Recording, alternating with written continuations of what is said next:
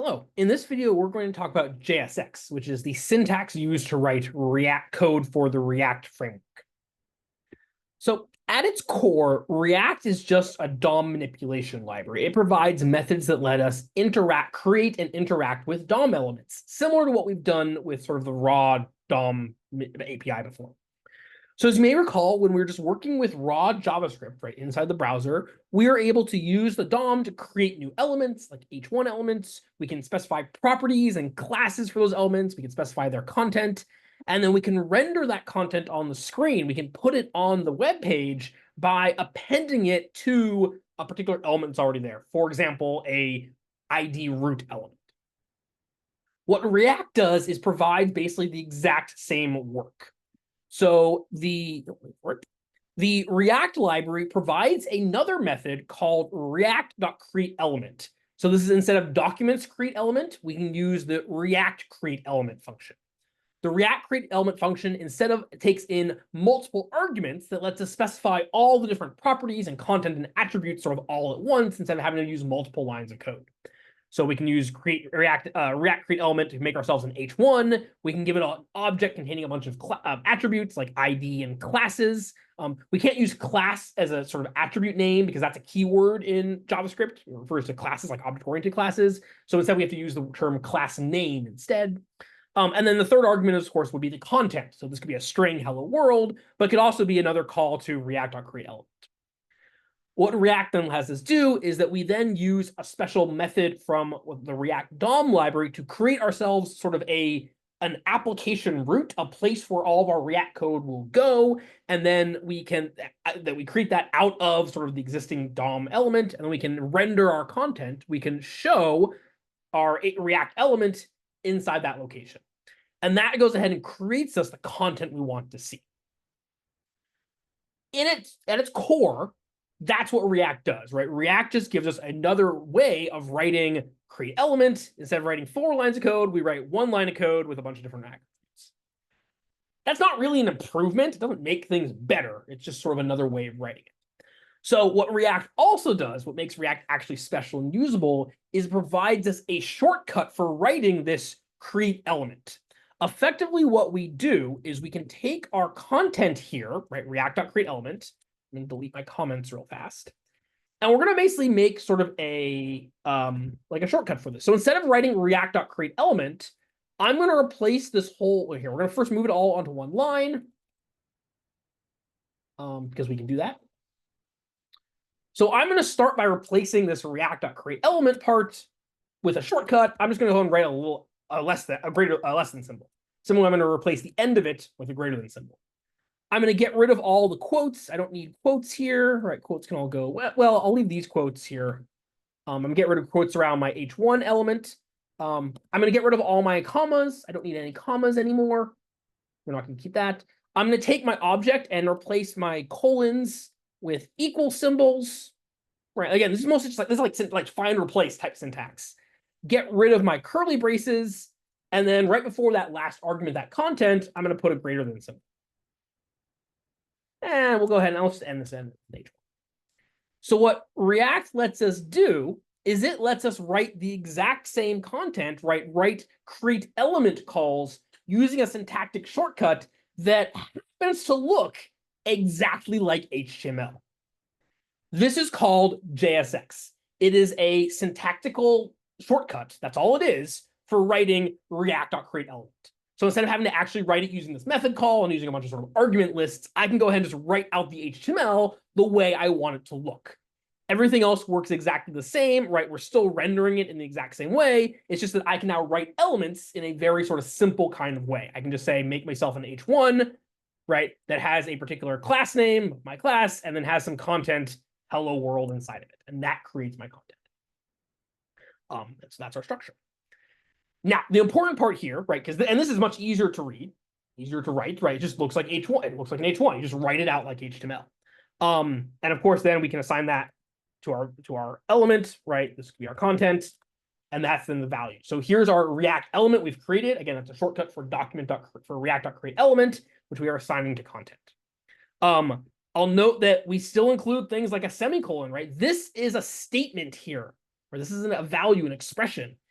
It looks like HTML, but we're embedding it in the JavaScript as if it were just another way of writing JavaScript. It's just a shortcut for writing the HTML element. Okay.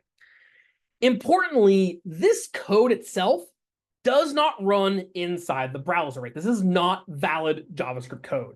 If I take this content and I try to literally put it into my browser and I try to run that code, I'm going to get a syntax error.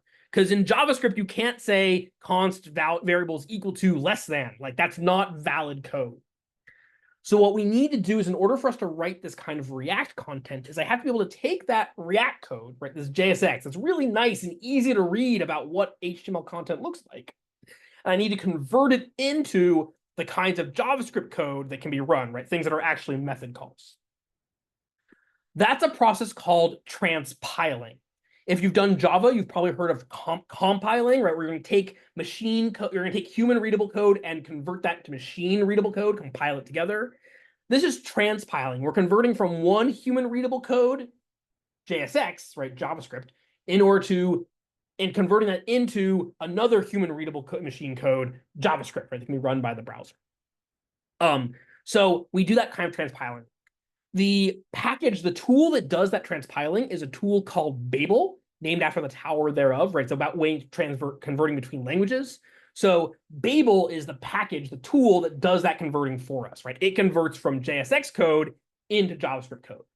Now, because we might have lots of different JavaScript code, we have lots of different pieces together, Babel is run through another tool called Webpack. Webpack is a bundler. It's a way of combining and taking modules, right, different JavaScript files, and combining them together. Webpack also does a bunch of other work like transpiling and minimizing and compressing and doing sort of a bunch of useful kind of building tool steps.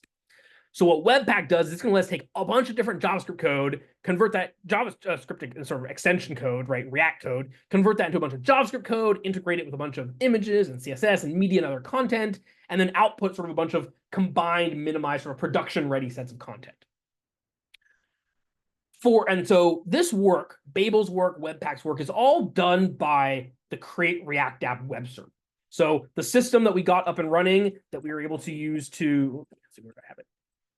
Right, this tool that we're using to actually go ahead and build out our React tool is all done through Webpack and Babel, and it handles it on their own. You don't have to worry about how to build them or how they configure them or how to make them do that work. It's built into this framework and the scaffolding that we're working with.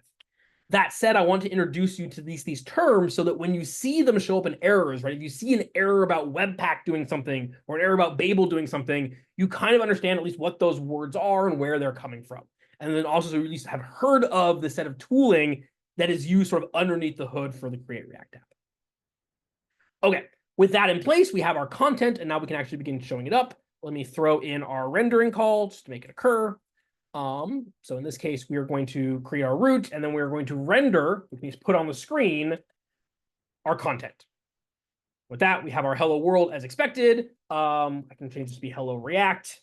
And again, we can then see it up and running and working inside of our Create React, through our Create React app system. So this lets us then write the content we want to see in HTML inside the JavaScript. And that content is then put inside of that DOM, that root div. If we look at the DOM that's being generated, and again, we can just do this using the developer tools, just like we did with other HTML, we can look to see that inside of my div root, I have my h1 that has that my class attribute, right? So there's that element. We can actually look and see what content is React creating and putting on the screen. Okay, and that's how we sort of work with JSX. To be clear, JSX can actually be as complex as we want. It can include other children. Because remember that the content of create react of sort of these create element expressions can include other calls to create element, which can include other HTML. So we can actually have our content include multiple elements, right? It can include a header, and inside that header, I can put my h1. Right? Inside that header, I can also put a paragraph. Wait a minute. This is a demo, right? I can keep including that together. So I can make it so that my HTML, right, the way that I'm writing out content, I can just basically write it like normal HTML. I'm just writing it inside the JavaScript file. Yeah, if we save and look at what this looks like, right? There's all of our content. Inside my root, I see here's my header, and inside my header, I have the H1, and I have the paragraph, and everything looks exactly as we expected. It's a little small, but that's okay. Importantly, if you want to put these things on multiple lines, like you want to write it like HTML with indentation and ways that make it readable, it's important to go ahead and put parentheses around that to indicate that, hey, this thing is all one statement. It's one expression. It's a little bit like how if you were doing some math, you might say add 1 plus 2 plus 3 plus 4 kind of thing. You might put that all together. You're going to sort of wrap it all up inside of a set of parentheses in order to tell JavaScript that you are still writing this line of code. Otherwise, JavaScript might get to the end of that header and think that you're done and that therefore your HTML is invalid because you don't have to close it off. So by putting inside the parentheses, you're indicating this is all one expression. I'm still going. Don't think that I'm done with my statement yet. I'm still writing it at the end. And of course, there's my semicolon at the end to say now I'm actually done. Okay. Importantly, any content you put in needs to be a single element, have a single parent. I can't have my content just be an H1 and a paragraph next to each other. That's the same way that I can't have a string, like a message, be the words hello and world, right? I can't have that. It's not legal code. You can't just put two strings next to each other and say that that's it, that's done. So in the same way, we can't have our content be just two elements sort of sitting side by side. They have to have a single parent, like a header or a div or a UL or a paragraph or something. Most commonly, this will be something like a div or another semantic element like a header. If you really don't want there to be an extra div there, you can include what's called a fragment, which you write by using a set of empty braces as if it were an element just without that type. So if I go ahead and say I want my content to not be in a header, but just to be kind of in a little kind of empty spot, this creates like a single shared parent, grouping them together, but without actually putting an element into the DOM. So with that, if I again look at my render DOM, now I have my two contents. They're not inside of a div. They're sort of inside kind of a nothing. This is not super useful. It's a little bit, but it can be kind of clean depending on sort of what, if you're trying to keep your DOM simple. That said, it's almost always okay and generally kind of in some ways even better practice to just go ahead and put your divs in there and just wrap them inside the div, because remember, a div has no semantic or appearance meaning, so that'll create the content that I want to see looking just fine. Okay, last thing I want to note on this slide, if I want to add comments to my code, and commenting is always nice to be able to help it clarify and explain what's going on, I can't put an inline comment in here, right? I can't add an inline comment in the middle of my content like this. If I do that, you'll see that the content I get is actually the words inline comment. It's not a comment, it's included. Because what's happening here is inside this div, I have my H1, that's an element. Then I have some text, just like I have the words hello react as a text. Then I have my actual element. Remember, this thing here, even though it is 5 lines of code, it's running from line 6 to 10, is still exactly one statement.